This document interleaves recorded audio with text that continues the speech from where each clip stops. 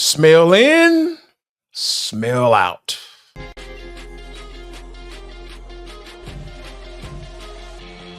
This is Locked On Sports Atlanta, and it's time for the Atlanta Football Party, only on Locked On Podcast Network, your team every day. Welcome to the Atlanta Football Party, your home for the best Georgia Bulldogs football talk. It's local insight you can't get anywhere but right here at Locked On. I'm your host, Tanitra Batiste. Alongside me are Jarvis Davis and Brian Gebhardt. Now through September 22nd, all FanDuel customers can bet $5 and get a 3-week free trial of NFL Sunday Ticket from YouTube and YouTube TV. Visit FanDuel.com/locked on to get started. And our Atlanta Football Party is part of the Locked On Podcast Network, your team every day. So is this OLine ready for a title run? We'll discuss. And who needs to be an award contender for this Dogs team to have success? We'll talk about that too. But first, let's talk about a couple of dogs who got a reprieve. So, Brian, the racing and reckless driving charges against Smael Mondon have been dropped, according to multiple reports. Mondon, of course, was arrested in July on one charge of racing and one charge of reckless driving. He pleaded guilty to a misdemeanor count of driving too fast for conditions, attended defensive driving, and victim impact classes, paid a $500 fine. But as far as the status for the season opener for UGA, Kirby Smart has not publicly stated if Smael will be suspended. Do you think he should be suspended? Do you think he will be suspended? Yeah, the should and the will are so two different questions right there, T, right? You know, yes, of course, I think he should be suspended. I mean, some of this stuff is pretty ridiculous, and it does have to stop at some point, right? Or slow down, or at least minimize the number of incidents that it occurs. And the other thing, too, I know you're not supposed to really like view one guy like this and another guy in this way in terms of maybe an older player versus a younger player. But Smael Mondon's not a rookie who just stepped onto campus for the first time, you know? So, like, he's been around and all of that. And not that anybody should kind of be suspended, but I think, especially with him being an older guy and like a leader on the team and all of those things, I think he should be suspended, whether that's a half or for the full game against Clemson. And that's obviously a big one. Will he be suspended? If I had to guess right now, if we haven't heard anything about his suspension with the game being 11 days away, I think he'll be out there come that first snap on defense against Clemson on Saturday, August 31st. Yeah. How about you, Jarvis? We can, like Brian said, that's actually an excellent point. Should and will are two totally different things. But for you, should Smael Mondon be suspended? Will Smael Mondon be suspended? Yeah, for me, I kind of look at it. I've always been a proponent of looking at things on a case-by-case basis, because when you look at the Ra Thomas situation, right, that was his second instance. That was his second domestic violence instance. So when you look at it from that standpoint, you're talking about there's a pattern there when it comes to him being put in certain situations, and he just doesn't know how to make the right one. So I understand him being dismissed.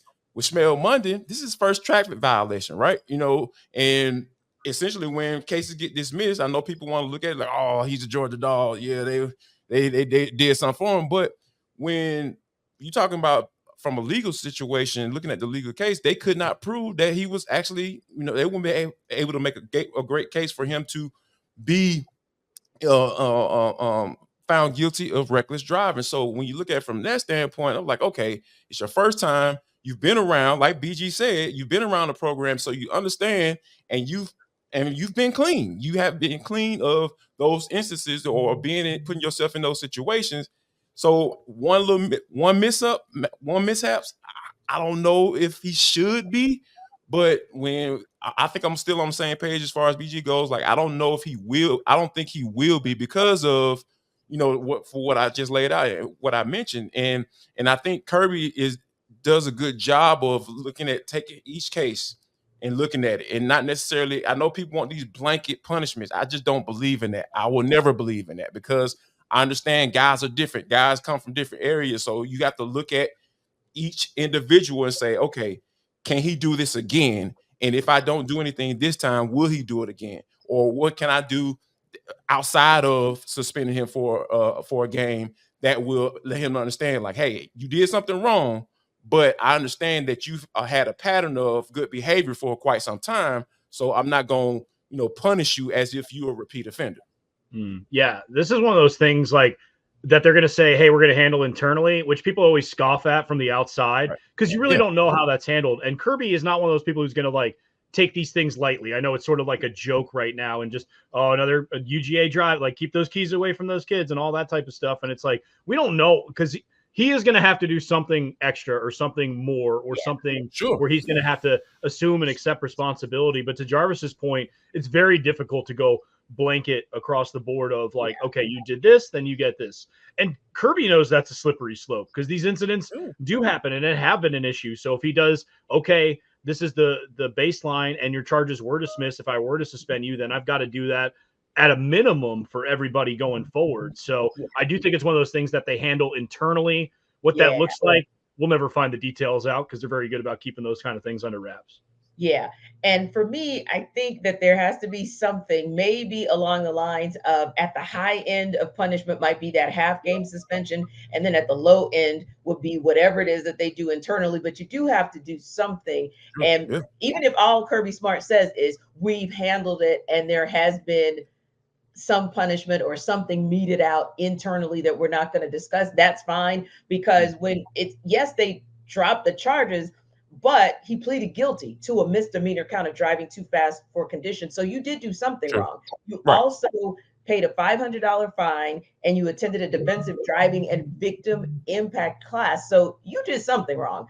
So for me, it, high the ceiling of it would be, like I said, the half game. And then maybe the floor of it would be something internal that we're just at least we're allowed to know that it happened, but we don't need to know the specifics of it. I totally agree with that because I think if Kirby goes to that point in place where he starts giving specifics on one, then the expectation is going to be that he's going to give that to us or that the public deserves it on all. And I think that's a slippery slope. Now, speaking of, however, charges that seemingly were completely dismissed, Jarvis, that's with Sacovie White, reckless driving, and another charge against him were dismissed. Do you think Kirby will take any type of corrective action of any sort against Sacovie? To be honest with you, I think so because, like, going back to that individual situation, this is a freshman. You're getting yourself into, like, hey, man, like, this is not how we're going to do this. We're not going to continue to do this. You've seen what's been going on here in these past year and a half or 2 years. You've seen the reports. You've seen teammates leave this earth. So, yeah, man, I need you to understand, like, hey, I'm bringing the hammer down. Not necessarily, like 12 games or anything anything crazy, that's extreme. But just from a standpoint of, I think Kirby is going to look at Sacovie and say, hey, man, you're a freshman. This is not how we do things here because I will not continue to have to answer to these charges and have answer questions about this stuff. I want to talk ball, man. I need for him to kind of lay down the law and have a conversation with, like, hey, man, this is not how we do things. Yeah, I can see it being probably a 2-gamer, right? That first one against Clemson, then you got Tennessee Tech back at home. Take away kind of that privilege of that first that home game, that atmosphere, being back in Athens. Like, this is what you're going to miss out on if you continue making bad decisions in this way. So I bet that's what it winds up being for him. Yeah, I think so too. And I think you guys make a great point about wanting to not necessarily send like a full-on message, but send some semblance of a message, especially to that young core of Georgia players, like, hey, this will not be accepted. And if you hate to say, like, make an example, but you might have to make a little bit of an example. Now, the Associated Press preseason All-America team was announced Monday. Carson Beck, Tate Ratledge, Malachi Starks made the first team. Dylan Fairchild made the second. BG, were you surprised that some other dogs didn't make the team? I did have to like triple check this, and I was listening when he said it. Me too. And triple check, and like can I just like dish this one to Jarvis, and then he can answer the name for us, and we can just get our contractual obligation done here, Jarvis. Go on, Jarvis. On this list. Come on. Here we go. Now it's time for Michael Moses Football Party Dogs Edition.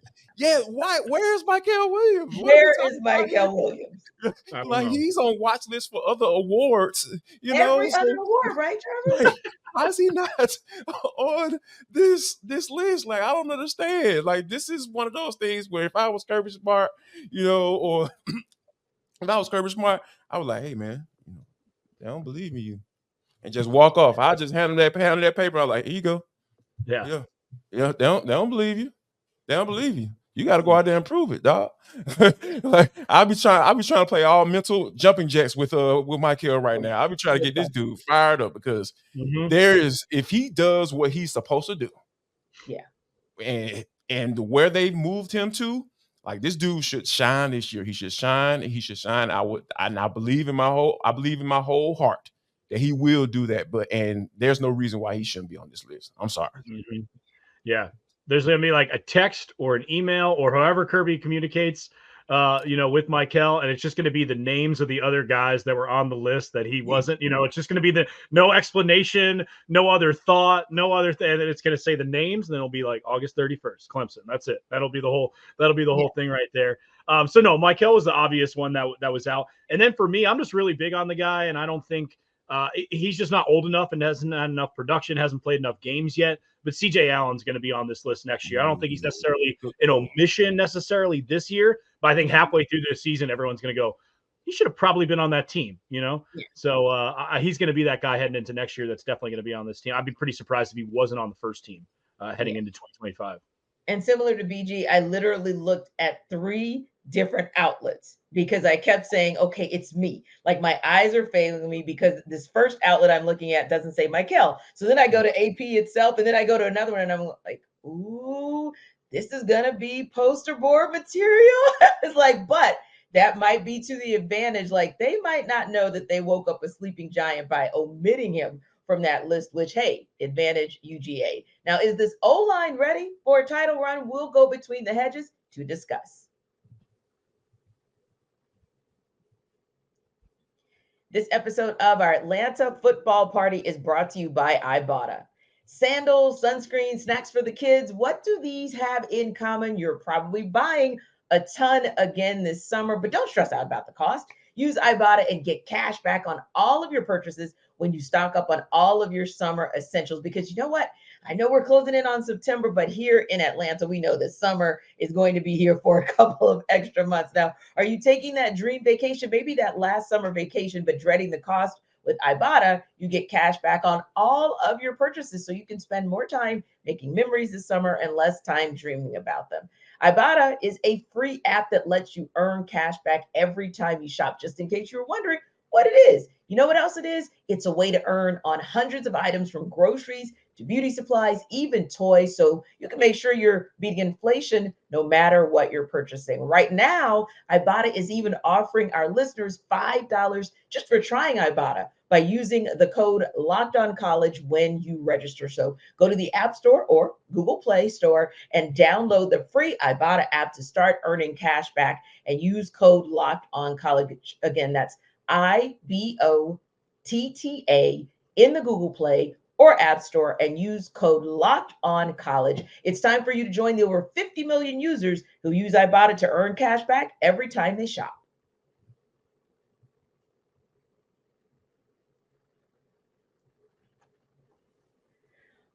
All right, so Jarvis, we know it's still list time, right? And ESPN released its college football power rankings Monday, which in essence is a list. Now, the O-line is one of the main reasons Georgia has consistently been ranked number 1 in the polls and also in this power ranking. But the question at center still remains. The presumed replacement for Cedric Van Pran Granger is Jared Wilson, but he's been battling an Achilles injury. Now, he did get some more reps in that last scrimmage, which was Saturday. But with Wilson out, Tate Ratledge has also moved over to center and kind of taken more reps there. But are you concerned about Georgia being set at center for week 1? Absolutely not.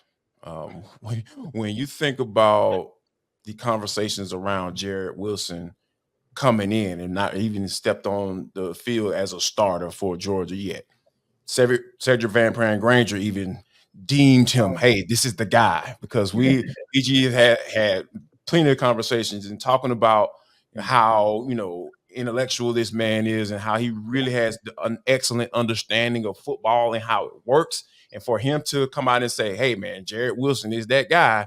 And we've heard Kirby talk about him, we've heard his teammates talk about him, and for him to have this Achilles tendonitis type of issue, and for him to come back in the last scrimmage, and from all reports, from what we say, he looked pretty well. And And I think that when you have a guy, an All-American type guy, and Tate Ratledge, oh yeah, you can slide on down. And guess what? Who they're bringing in? And here's the big thing. Here's the most important thing right here.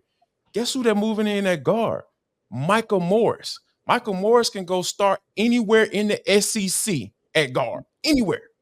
But he rotates with Dylan Fairchild, who's also another All-American.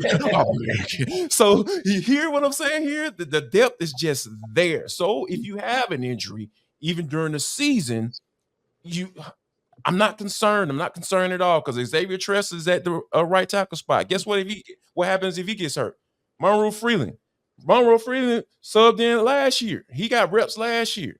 So it's just the depth that these guys have, and this is intentional. This is not by chance. Yeah. Kirby Smart totally understands what it's like to be able to have guys that are ready to plug and play as soon as those All-Americans get ready to go to the NFL. And that's just been his plan since he walked into that door. And that's what it's going to be able to get these guys to be able to be contenders and get that third national championship. Yeah, and BG, not necessarily the O-line being decimated last year, but Georgia overall. It was injury after injury last year that really kind of derailed them ultimately in pursuing their third championship in a row. So you do like the fact, to Jarvis's point, that you have depth and that you could just move players around, and they're still going to be not just solid, but they're still going to be very, very good in whatever space you move them to. And also, Jarvis made a great point about the fact that some of these players even got those reps last season, so that makes them that more ready for it this season should their number be called in a different position. Yeah, this is one of those things that I think Kirby deep down, he doesn't want injuries to his guys or anything like that. So I'm definitely not saying that. But the idea of, okay, I can already mix and match these guys and we can start doing this early in the season because injuries are going to happen, especially when you're in the trench play, you're on those lines, like it's just going to happen. So the fact that you're already dealing with this and you're coming up with those plans of, okay, this is what I'm plugging in, this is what I'm doing here. It's an embarrassment of riches when you can just slide over Tate Ratledge and put him in the center spot. The only 1% of concern I have is just the idea of, okay, Tate Ratledge is no longer at guard. So you do go, even though you have Morris there, it's like, is that slight step down because Tate Ratledge is arguably the best guard in the country, one of the best interior offensive linemen there in the country. The only other thing too, and again, it's not really because it gets loud in Mercedes-Benz Stadium. So if it is a different person center snapping the ball, going through that whole process, there might be a little bit of adjustment period when it first starts. But I do think the crowd, as we get closer to the game, is going to wind up being probably 60 to 70% Georgia. So it almost feel like more of a little bit of a home game. So I don't find it being a concern. So overall, not concerned. And then to kind of add to what you're saying, which is what makes Kirby looks even more smart, pun intended. Right. In order for them to, get another natty, we're looking at 16 or 17 games. That's an NFL schedule. Like PG said, you're going to have injuries. So for them to be able to plug and play guys that can start anywhere in the conference, not just any old conference, not the depleted Pac-12, or do that even exist, or is it Pac-6, Pac-2, whatever's going on. But talking about the SEC, one of two of the best conferences in college football as of today. So when you think about it from that standpoint, they're the team that is the best prepared to be able to go the distance, because, like I said, injuries are going to happen. It's not if, it's when. And that you have the depth on your roster to be able to make it happen. So, I feel like, this is something that, Kirby has prepared for, and it's the reason why he won back-to-back natties. Indeed. And we are 11 days away from seeing these guys take the field so we can see exactly what they're working with, what Kirby Smart is working with. So let's talk a little bit about predictions as we kind of look at the season at a glance. Give me one prediction, BG, for one Georgia player this season, and give me one for the team overall this season. I don't know how. It doesn't make any sense. There's probably an injury along the way. I just really like the player, and I think he's going to be used a lot more. I think Dylan Bell leads the team in receptions this year. I just think that they're going to rely on him so much. You got to get one bold one in. Yeah. You don't need to play this one back in December and him be 5th or 6th on the list, which is probably more likely. But he's just been there so long. I think they rely on him. I think he's been around. They're going to use him in all sorts of different sets, formation, personnel. He could be out there in any of the different ways they line it up. He can play running back. He can play tight end. They can just get him the ball in different ways. And I think we'll also see more creative and interesting things with this offense, with it both being Beck's second year and Bobo's second year. So I like Dylan Bell to lead the team in receptions for some reason. I don't really have a full explanation. So I'm going with my gut here. Like I was going to go with the obvious, but since we already had our Michael moment for today, I'm going to go with Malachi Starks. He's going to lead the country in interceptions. You know, and because I feel like this is the type of guy that he can really launch himself into that top 10, top 15 conversation of the first round of NFL draft, because we seen how he was a guy that would, you know, had a knack for the ball in his freshman year when he was playing corner, right? So, and then he was able to transition to a safety to be one of the best safeties in college football, right? So for me, I feel like he's the guy that can be that ball hawking type guy, because Georgia wasn't all that great in taking the ball away. And that kind of leads me to my team award. I feel like with having that number one guy to lead the country in picks, I feel like Georgia's going to be launching to that top 10, you know, as far as turnovers and taking the ball away in the country as well. So I feel like that one, he's going to be the guy to elevate them into that category, because they were at top 5 last year and total defense, right? So that's fine. It's just now they have to take the ball away and get that offense extra possessions, and then that's when you're talking about Carson Beck working with short fields. Then you're really cooking with grease, because that's a 16-game recipe for you know, a national championship to be playing in January. Sorry. No. Indeed. And what about you, Brian? Give me one team prediction for the season. So I think Georgia winds up either going undefeated in the regular season or losing the SEC championship. They're going to lose one between all of the regular season and the SEC championship. They're going to play Texas 3 times, and they're going to beat them 2 out of the 3 times. So one of them is going to be on October, I believe it's the 19th, that day in October. They're going to play in the SEC championship, and then they're going to play again in the playoffs, whether that wind up being a semifinal or the championship game. And I think Georgia finds a way to win 2, whether that's the one in Texas or the one in Atlanta or whatever it might. Feels like it's going to be the one in Texas, because for some reason the SEC championship and Georgia don't vibe. They've only won a couple. Like Snake here. So I think they wind up losing 1 game total to Texas, but they beat them twice. So BG and I were kind of in the same space, because that was what I was going to say for my team, meaning that I think they'll drop 1 game, just because, to Jarvis's point, 17 is a lot of games to win back to back, right? And who I think has the best chance to beat them is Texas. But you got 1 shot at it. You're not going to beat them more than 1 time this season. But I do agree with you, BG. I think they'll see them 3 times. And I do think Georgia's going to get them twice. And I think they're going to get them in the most important game, which is in that college football playoff. But I also think they're going to get them in Texas, because I think they can smoke them in Austin just as easily as they can smoke them in Athens. And for the team, for the player, I'm actually just going to cheat. Okay. The OLine wins the Moore Award. They're winning that Joe Award. Joe Award. Goddamn time. I'm standing on that. And all this stuff. I like that call a lot. I like that call a lot, too. And speaking of awards, who needs to be an award contender for the Dogs to have success? We'll decide in Next Up.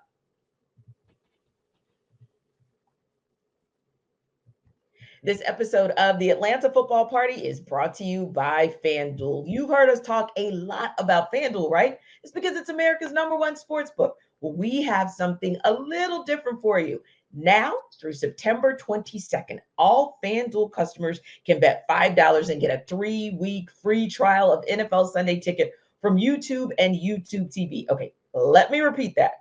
Now, through September 22nd, all FanDuel customers can bet just $5 and get a 3-week free trial of NFL Sunday Ticket from YouTube and YouTube TV. So just think about it. You watch all this college football on Saturday, including UGA coming up in 11 days against Clemson. And then on Sunday, you can get your fill of NFL Sunday Ticket courtesy of FanDuel. Then with a YouTube TV base plan, you'll be able to watch every regular season Sunday afternoon out-of-market game. All you need is a Google account and a current form of payment, and you can cancel anytime. So join FanDuel.com/locked-on. Visit FanDuel.com/locked-on to download America's #1 sportsbook. Again, that's FanDuel.com/locked-on to download America's #1 sportsbook.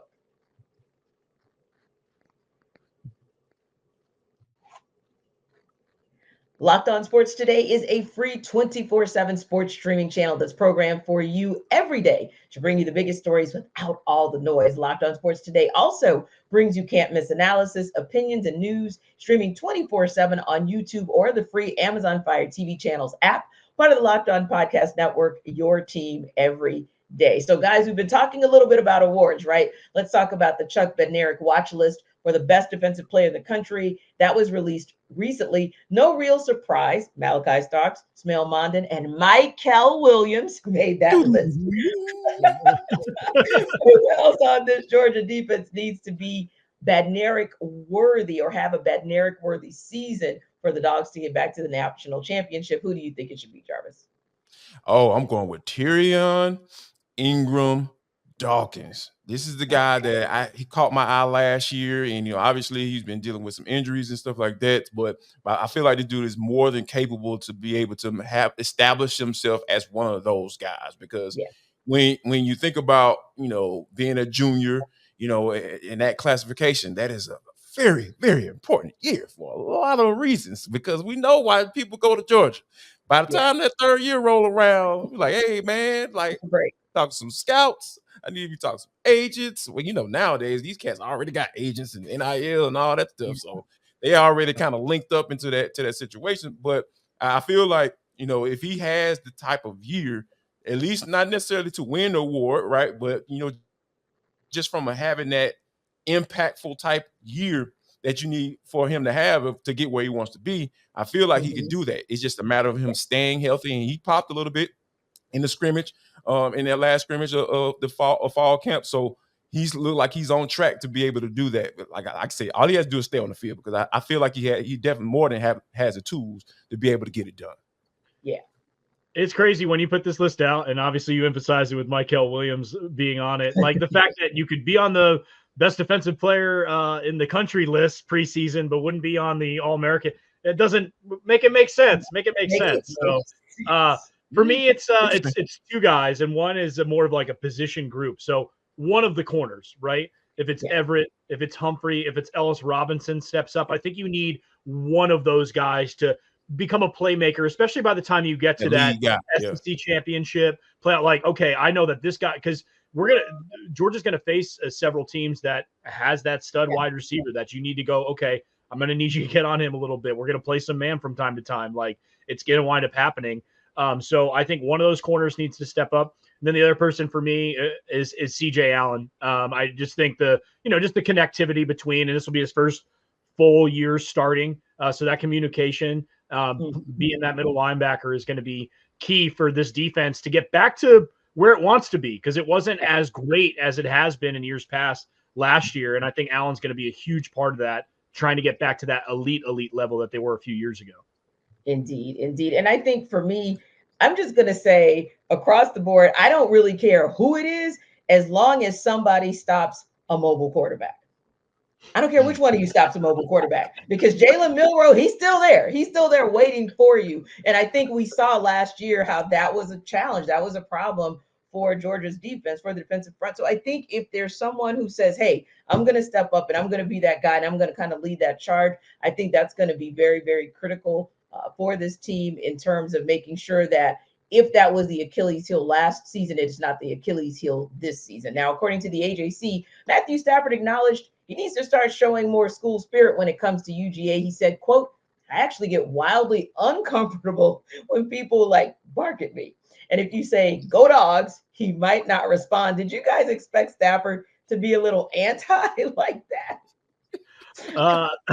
This whole story is pretty funny. I'll try to I feel like I've got some decent insight on this. So I went to Georgia, and I was the same year as Stafford. So I was a freshman when he was a freshman. So when he came in, the hype for him was through the roof in terms of, this guy's going to be the #1 pick in the draft. He's going to take over. We're going to win national championships. It was all of that. So the pressure that was built up on him, and put upon him when he got to Georgia was crazy. And then I don't know if you guys remember, there was that Sports Illustrated cover where it was him and AJ Green and Noshawn and the All Blacks, and it was like they were preseason #1, and there was so much. So I think there is this thing of like, he's not this overly beloved quarterback because he didn't wind up winning the big thing, and people see him more as this NFL success story, and people root for him.